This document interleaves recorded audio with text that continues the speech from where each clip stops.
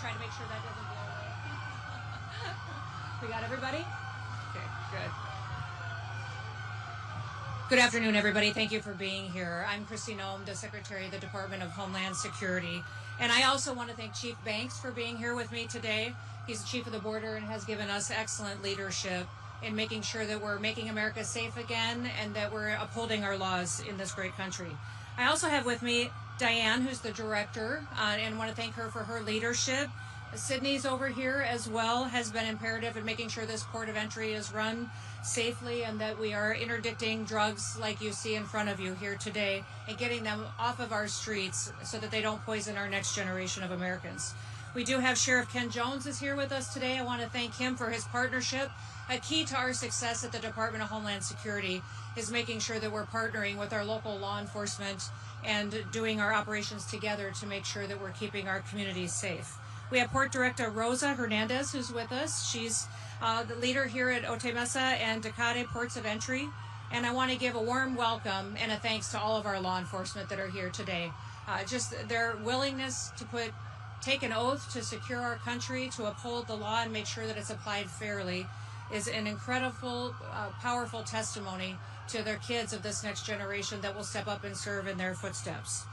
Your leadership and the hard work of these law enforcement officers have helped President Trump deliver the most secure border in American history.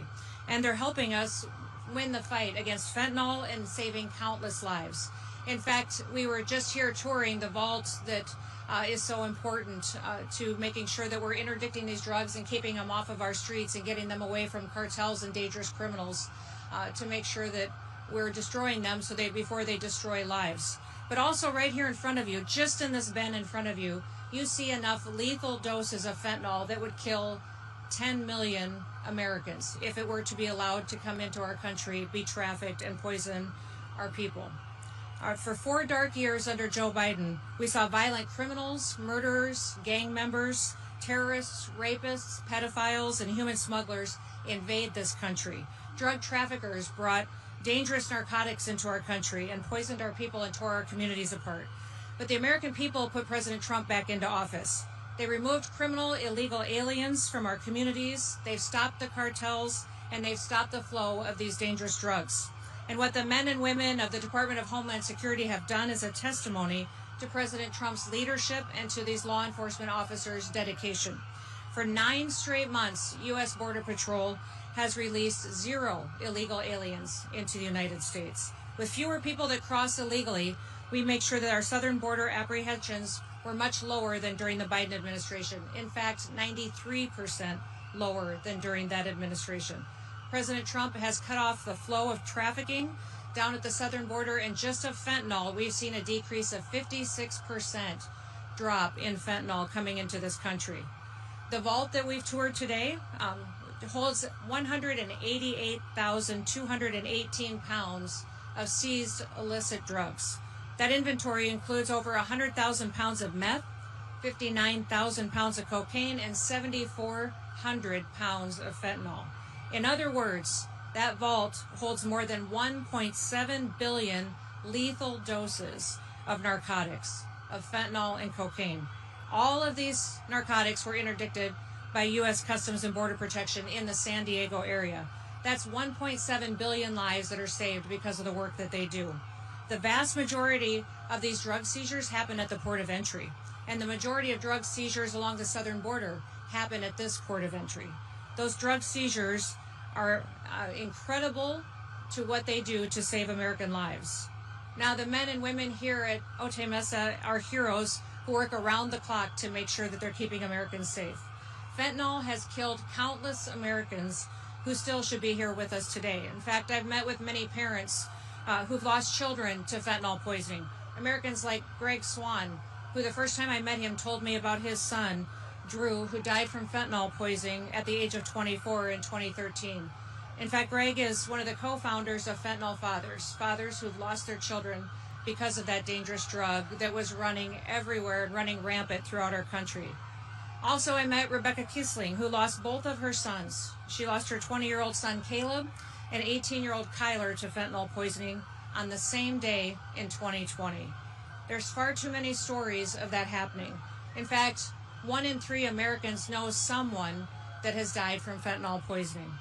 That shouldn't happen in the greatest country on earth. And President Trump gets up every single day to make sure that it doesn't happen. Thanks to him and to the men and women of CBP, we're winning the fight against fentanyl. Now, President Trump has called the cartels the ISIS of the Western Hemisphere, and he's right. The cartels traffic, they torture, they behead human beings, and they enrich themselves and profit off of American deaths. And that's why President Trump took action and designated them as foreign terrorist organizations on day one. Today, the men and women of the Department of Homeland Security are on the front lines of the fight against the cartels and the drugs poisoning our country. And we are winning. And while we stop threats from coming into our country, we can't forget about the ones that are already in our borders. Right now, in prisons and jails across California, ICE has lodged detainers on over 33,000 criminal illegal aliens. Instead of honoring these detainers against criminals who've trafficked drugs and committed crimes across the American people, Governor Newsom and California's sanctuary policies have released over 4,500 criminal illegal aliens back onto the streets to create more victims that will harm more Americans.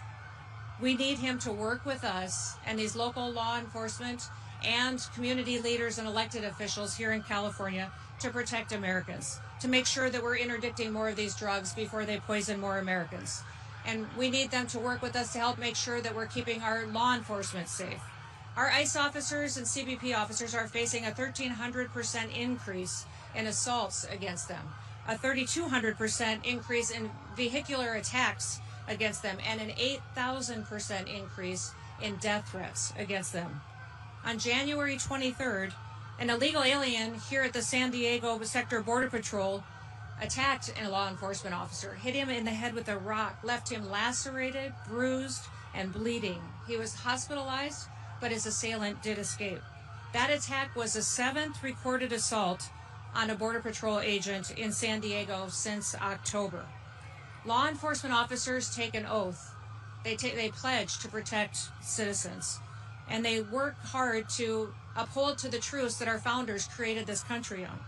In the Declaration of Independence, our founders pledged their lives, their fortune, and their sacred honor to keep people safe, so that fellow Americans and our children could live in freedom, that they could live in safety. And that's the same pledge that our law enforcement officers take each and every day. They deserve our gratitude. They deserve our thanks, because their job never ends, and they keep working every single day to make sure that Americans are safe, that they're protected from criminals that would not just traffic them and their children, but also traffic these drugs in to kill our next generation. I want to thank you all for being here, and I have all the confidence in the world of the law enforcement standing here today to continue to do their work, to protect Americans. And with that, I want to introduce Chief Banks to come up and share a few words with you as well. Chief? Thank you, Madam Secretary.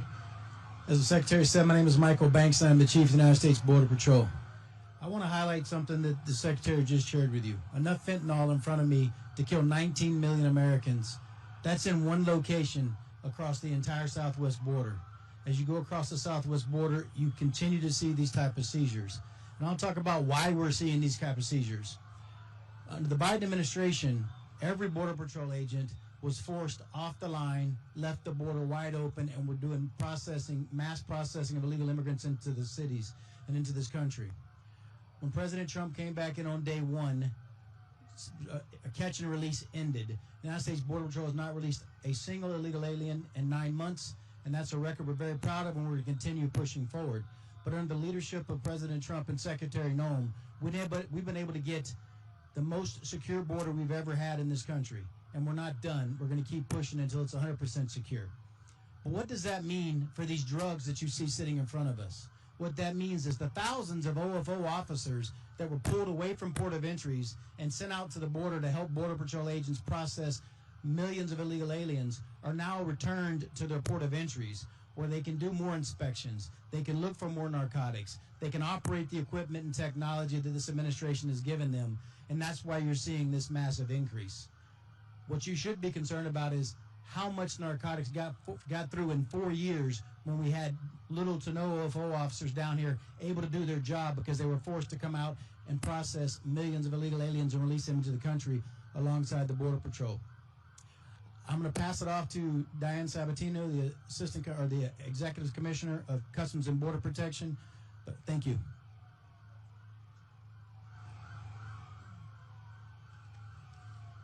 Good afternoon, really, and thank you, Secretary Noem, for being here with us today, and Chief Banks also for your great partnership in CBP. We're really grateful for the opportunity to highlight the work of our frontline personnel, the work that interdicting these narcotics every day to secure our borders and protect our communities.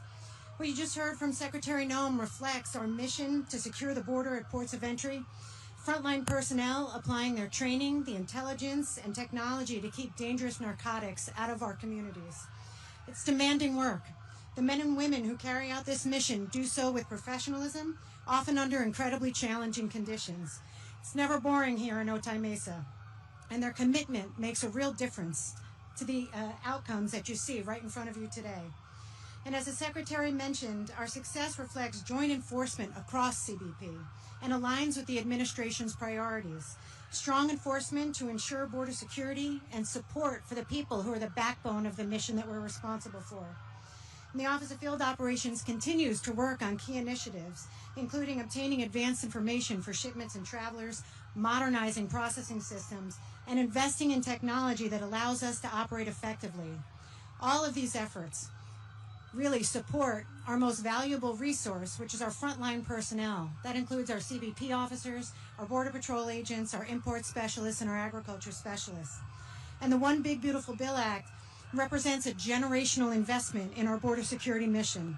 Funding from the Act is going to allow CBP to expand capabilities such as non-intrusive inspection technology and responsibly integrate artificial intelligence, machine learning into the work that we do. And more importantly, the Office of Field Operations is going to be able to hire more than 5,000 CBP officers to bring here to the ports of entry again, to identify more narcotics, interdict, and to disrupt the cartels. Our border security mission is national security, and our efforts are never going to stop. And we're proud to be here supporting this critical work. So thank you for being here with us today. Thank you, Diane, and thank you, Chief Banks, as well. With that, we'll open it up to any questions that you may have. Yes.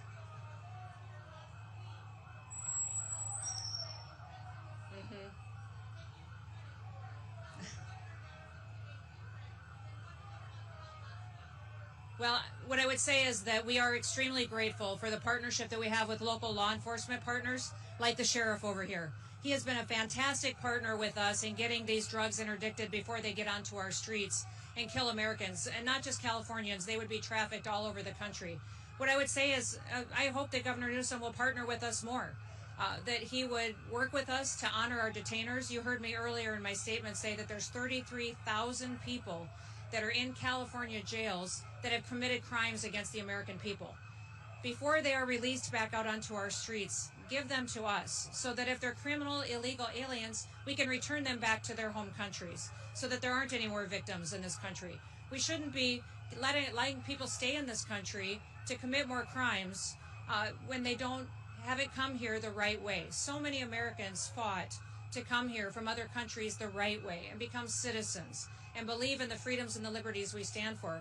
I would invite Governor Newsom to partner with us to make sure that those criminals are removed and that we continue to keep our streets safe. Well, they're obviously expressing their First Amendment rights, and we welcome that. As long as they do so peacefully, I think it's a wonderful thing. Yes.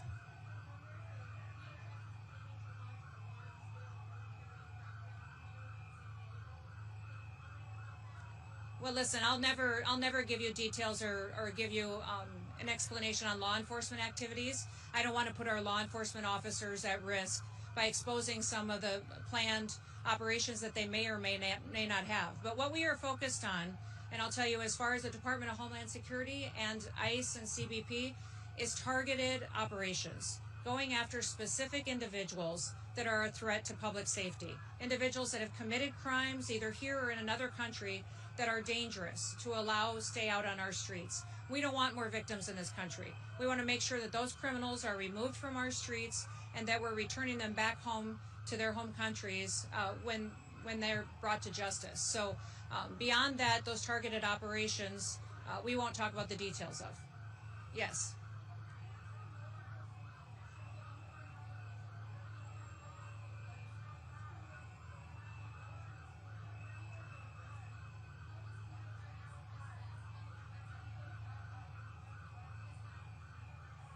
Are you talking about the economic impact?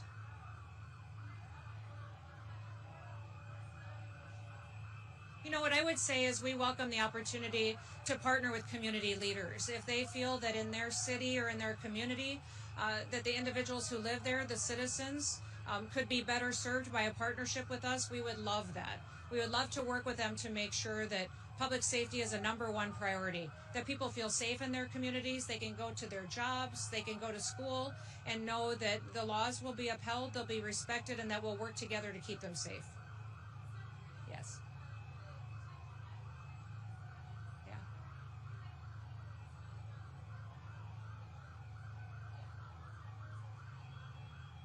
I think you're asking about detention facilities and the standards in it.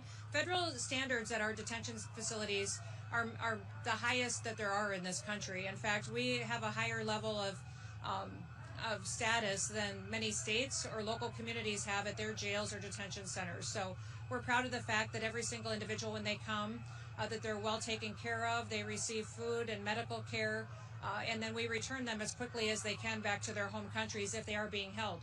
The one thing I would point out is that every single individual that's in that detention facility is given the opportunity to go home to their home country. If they decide that day that they want to go home, we'll give them $2,600 and a plane ticket and take them back home. So it's their choice on if they want to stay there or not.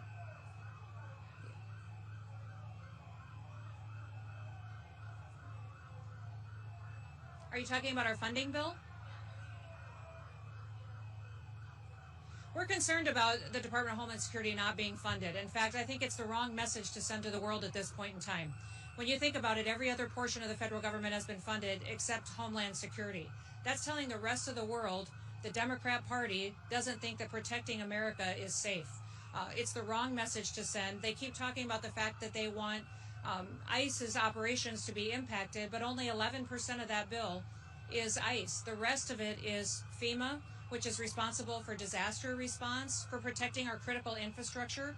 If we had some kind of an attack or a terrible disaster that hit our country, FEMA is the agency that's responsible for running our government, for stabilizing our country. And the Democrat Party is choosing not to fund FEMA and put us in jeopardy in that situation. The other things that wouldn't be funded is TSA. The security at all of our airports is in jeopardy because they've refused to fund the Department of Homeland Security. The TSA, those officers that show up and check your bags, they screen individuals on if they're safe to get on airplanes or not, they won't be paid. After Friday, they won't be paid and won't receive their paychecks. And I hear people talk about the fact, well, they're exempt employees, they're expected to still show up. How long would you continue to show up for a job that you're not being paid for? In fact, these TSA employees just went through a 43-day shutdown where they weren't paid. How often do you expect these good patriots to keep showing up and to do their job knowing that their salaries won't be taken care of and their families' bills won't be taken care of? We fund the Secret Service. The Secret Service has responsibility to protect the most powerful people in the world. We also fund the Coast Guard. When you talk about the Coast Guard right now is keeping rivers open on the East Coast so that critical food and energy sources can get to our largest cities. The Coast Guard is out there breaking ice on the Hudson River, the New York Harbor, the East River, and keeping that ice, the rivers open so that we can get fuel and propane and fuel and food to New York and to Boston and to cities that rely on that. What you're saying by not funding the Coast Guard is that the Democrat Party doesn't think it's important that people eat or that they stay warm or that our national security is protected. So this is a dangerous situation that we're in, that the Democrat Party has chosen to shut down the department that was created after 9/11. This department was created recognizing that we are vulnerable to terrorist attacks and that American homeland needs to be funded and focused on keeping us safe within our own borders. We have all responsibility for cyber operations and funding and going after terrorists who would attack our critical infrastructure, our electrical grid, our water systems, that would come in and hack into our intelligence agencies and our national security operations. The Department of Homeland Security has the agency that's responsible for stopping those threats and going after those bad actors. The Democrat Party is choosing not to fund them and making us very vulnerable to those terrorists being successful here in our homeland. I hope that they will come to their senses, recognize that the American people need to come first, and have a policy discussion that we should be having on a policy bill in regards to any reforms that they want to see. Last question.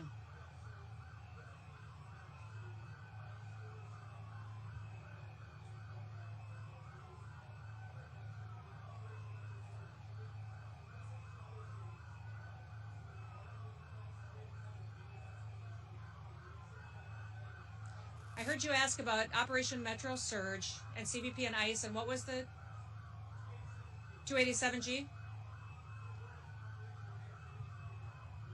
Now we're still working on 287G agreements that would happen with local law enforcement, sheriff, city police. We would love to have that kind of an agreement with the Minneapolis Police Department or with sheriffs in Minnesota. I know that some of the operations in Minnesota are changing, but we're going to continue to stay focused with our investigators through the Homeland Security investigations on the fraud that's been going on making sure that those individuals there are working to get to the bottom of the billions of taxpayer dollars that were stolen and funneled out of this country for nefarious reasons. So, we're grateful that we've found some agreement on what we can do to try to work together. We're looking to formalize those to make sure that we can bring peace and safety to the Twin Cities. Thank you, everybody. Thanks for being here. We appreciate it. Have a great day.